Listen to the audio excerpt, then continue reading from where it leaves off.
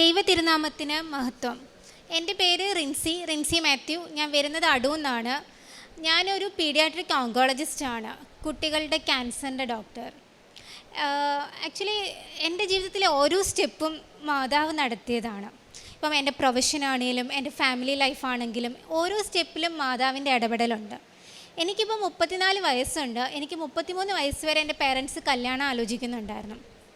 Actually പഠിത്തം കൂടി degree കൂടി ഒരുപാടായി, അതുകൊണ്ടൊക്കെ തന്നെയും കുറേ ആലോചനകൾ നടക്കാതെ വന്നു. പെൺകുട്ടിക്ക് ക്വാളിഫിക്കേഷൻസ് ഭയങ്കര കൂടുതലാണ്, അന്നേരം ഈഗോ ഇഷ്യൂസൊക്കെ ഉണ്ടാവുമെന്ന് വെച്ച് കുറേ കല്യാണാലോചന അങ്ങനെ മുടങ്ങി. പിന്നെ ഞാൻ ആക്ച്വലി കൃപാസനത്തെക്കുറിച്ച് അറിയുന്നത് ഞാനൊരു പള്ളിയിൽ ചെന്നപ്പം ഒരു കുട്ടി എൻ്റെ കയ്യിൽ ഒരു കൃപാസനത്തിലെ പത്രം തന്നു. ശരിക്കും എനിക്ക് പള്ളി വരണം എന്നൊക്കെ ആഗ്രഹം ഉണ്ടായിരുന്നു ആ സമയത്ത് എൻ്റെ ഡ്യൂട്ടി, ക്ലാസ് അങ്ങനെയൊക്കെ ഉള്ളത് കൊണ്ട് എനിക്ക് ആ ടൈമിൽ പള്ളിയിൽ വരാനോ ഇവിടെ വന്ന് പ്രാർത്ഥിക്കാനോ ഉടമ്പടി എടുക്കാനോ ഒന്നും സാധിച്ചില്ല. മെയിൽ എനിക്കൊരു 2 ദിവസം ലീവ്, ഇങ്ങനെ ഓങ്കോളജി പഠിക്കുന്ന ടൈമിൽ ലീവ് കിട്ടിയ സമയത്ത് ഞാൻ 2 ദിവസത്തേക്ക് ലീവ് എടുത്ത് നാട്ടിൽ വന്ന സമയത്ത് എനിക്ക് ഒരു ദിവസം ഞാൻ ഇങ്ങോട്ട് വന്നു. ഞാൻ ജസ്റ്റ് ഒന്ന് വന്ന് കാണാൻ, ഇവിടുത്തെ പ്രോസസ്സ് എങ്ങനെയാണ്, ഉടമ്പടി എടുക്കുക എന്ന് പറഞ്ഞാൽ എന്താണ്, അങ്ങനെയൊക്കെ അറിയാൻ വേണ്ടി മാത്രമാണ് വന്നത്.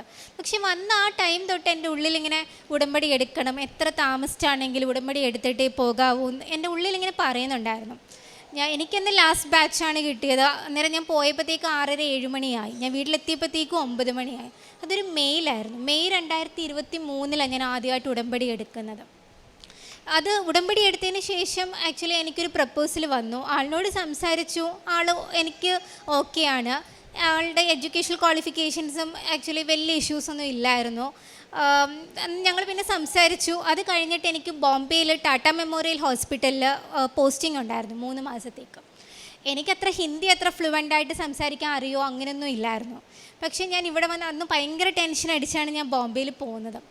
അവിടുത്തെ ഡ്യൂട്ടി ഷെഡ്യൂൾ ഭയങ്കര ഹെക്റ്റിക്കാണ്. എൻ്റെ സീനിയേഴ്സ് പറഞ്ഞായിരുന്നു അവിടെ രാവിലെ 6 മണിക്ക് പോയാൽ രാത്രി 11 മണി വരെ കാണണം, ഭയങ്കര ഹെക്റ്റിക് ഷെഡ്യൂളാണ്. അവിടുത്തെ സാറുമാർ ഭയങ്കര സ്ട്രിക്റ്റാണ്. അപ്പോൾ എന്നാൽ ലാംഗ്വേജും ശരിക്കറിയില്ല.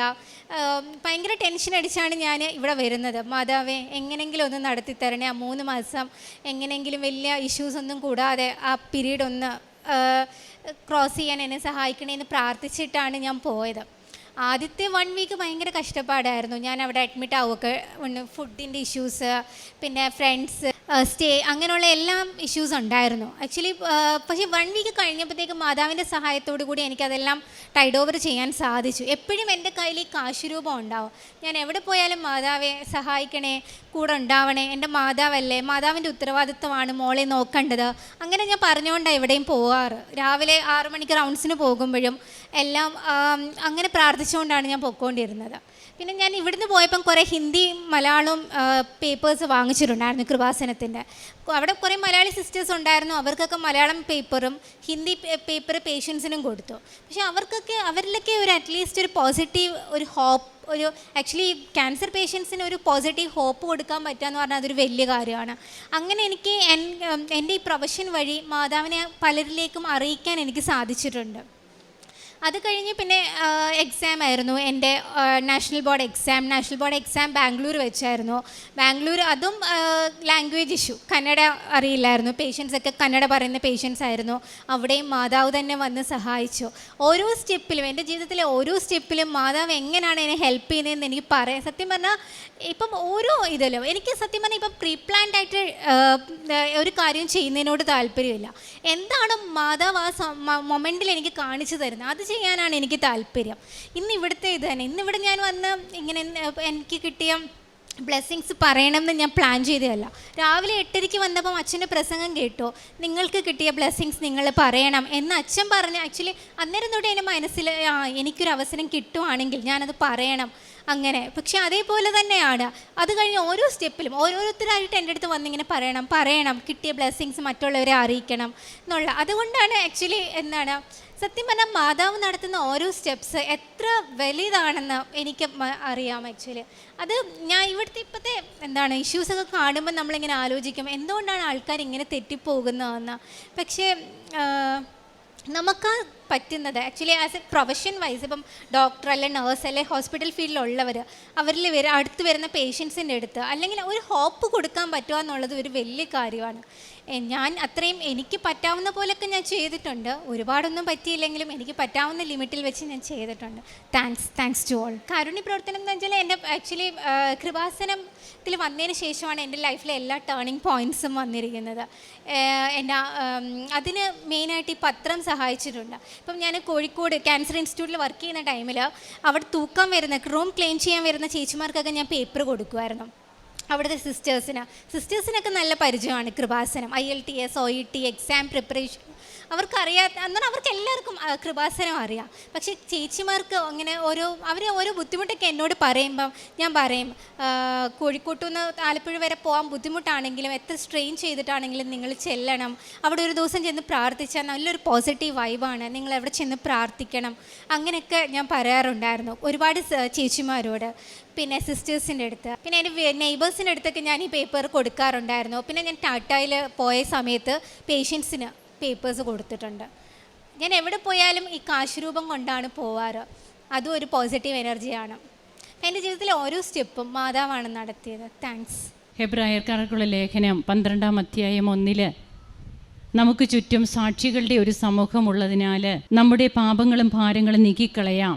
റിൻസി മാത്യു എന്ന ഡോക്ടർ പങ്കുവയ്ക്കുമ്പോൾ താനൊരു പെഡിയാട്രിക് ക്യാൻസർ കുഞ്ഞുങ്ങളെ ശുശ്രൂഷിക്കുന്ന ഒരു ഡോക്ടറാണെന്നും എങ്ങനെയാണ് കൃപാസന പത്രം അവർക്ക് കൊടുത്തുകൊണ്ട് അവരുടെ ജീവിതത്തിൽ അവർക്ക് കുറച്ച് പ്രതീക്ഷയുള്ളവരായിട്ട് അവരെ മുമ്പോട്ട് കൊണ്ടുപോകുവാനായിട്ട് തനിക്ക് കഴിഞ്ഞത് തൻ്റെ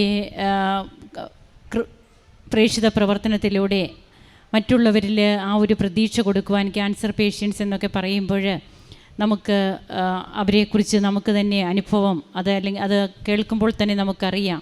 പ്രതീക്ഷ നഷ്ടപ്പെട്ട കുറച്ച് വ്യക്തികൾ അവരുടെ ജീവിതത്തിൽ കർത്താവ് നമുക്ക് സമീപസ്ഥനാണെന്നും അതുപോലെ പ്രതീക്ഷയ്ക്ക് വകയുണ്ട് എന്നുള്ള ആ ഒരു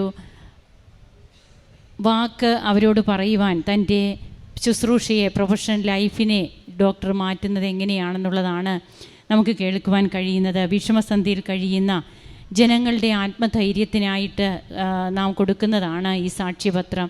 ഈശോയെ അറിഞ്ഞവരെ ആഴപ്പെടുത്തുവാനും അറിയാത്തവരെ അറിയിക്കുവാനുമായിട്ട് നമുക്ക് നൽകിയിരിക്കുന്ന പരിശുദ്ധ അമ്മയുടെ ക്ഷണവും അമ്മയുടെ കയ്യുമാണ് കൃപാസന പത്രം എന്ന് ബഹുമാനപ്പെട്ട VP ജോസഫ് അച്ഛൻ പറയാറുണ്ട്.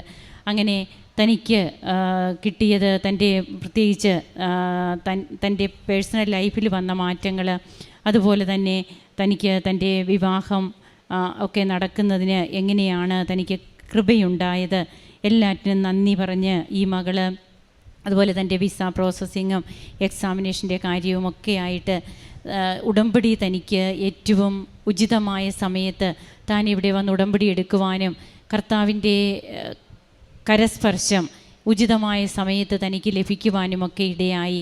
എല്ലാറ്റിനും ഡോക്ടർ നന്ദി പറയുകയാണ്. നമുക്കും കരങ്ങളടിച്ച് ഈശോയ്ക്കും അമ്മയ്ക്കും നന്ദി പറയാം. അത്യപൂർവ ദൈവാനുഭവങ്ങൾ ഇനി നിങ്ങൾക്കും സ്വന്തം.